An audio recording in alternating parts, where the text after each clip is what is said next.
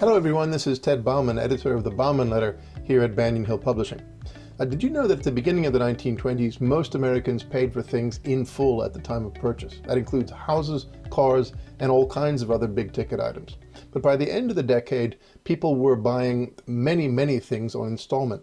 Indeed, almost 7% of U.S. GDP was paid for in 1929 by installment payments, i.e. consumer credit. Now, how do we account for the big growth of consumer credit during the 1920s? Well, one thing that made a big difference was the fact that many people were able to find employment. It was relatively low during the 1920s, hovering at around between 3 and 4%. And that meant that most merchants were comfortable with the idea of letting things go, selling them on credit, installment credit.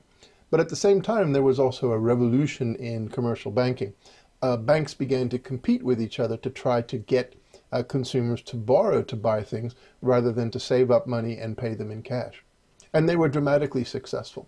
Now, one of the impacts of this was that everything from automobiles to home appliances to furnishings, clothing and jewelry, even farm implements and household improvements were increasingly paid for using credit. Now, one of the results of that was that the U.S. economy grew by 40% during the 1920s, and industrial production grew by 70%, production of the kind of things that people were buying with credit. Productivity grew by 75%, and corporate profits grew by 62% during the decade. That wouldn't have been possible without the revolution in the way that people paid for things. By paying for things with credit, it allowed people to make purchases up front, which meant that businesses could sell them, employ people to build them and make them, and therefore speed up the growth of the economy. Now, the big question is, what's going to happen in the 2020s? Well, one thing we can be sure of in the 2020s is that we will not repeat the experience of the 1920s where savings rates fell and indebtedness rose. And the simple reason for that is because we've already done that. Whereas savings fell dramatically during the 1920s and the amount of household debt outstanding rose dramatically during the 1920s, we've already done that. Household savings levels are at all-time lows in the U.S. and household indebtedness is at the highest point. So we're not going to be seeing a repeat of that in the 2020s. What we will see, however, is a dramatic change in the way that we pay for things. Now, starting after World War II, people began to use checks. Before that, it was either cash or basically buying things on installment credit and paying your installments with cash. After World War II came checks. Then, in the 1950s, started to come charge cards and credit cards. Now, eventually, charge cards and credit cards supplanted checks as the way that most people paid for things on an everyday basis. Now something different has come along, what we call digital mobile payment apps, things like Apple Pay or Samsung Pay, Google Pay, etc. Now, the interesting thing about those apps is that they don't really represent a fundamental shift from banking itself. We're still using those apps to transfer money out of our accounts, whether they're checking accounts or credit card accounts, and into the accounts of a merchant.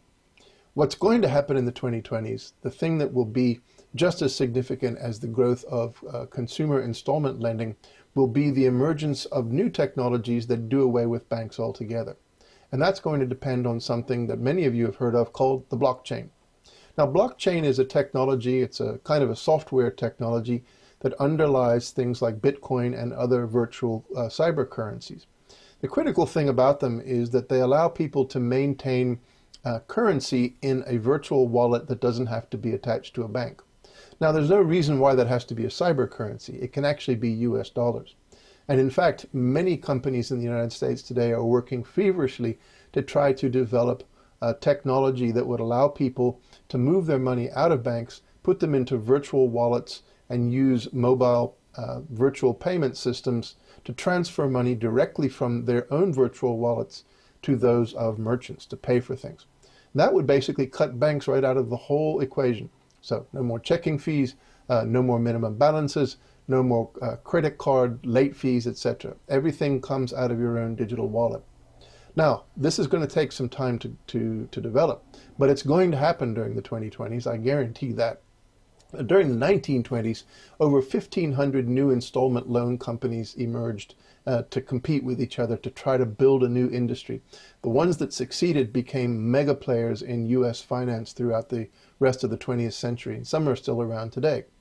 The big question is, who are going to be the big players in the 2020s in the blockchain-based payment systems that we're going to see? Well, I can tell you one thing.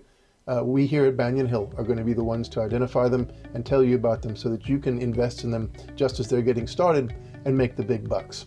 This is Ted Bauman of the Bauman Letter, Banyan Hill Publishing, signing off.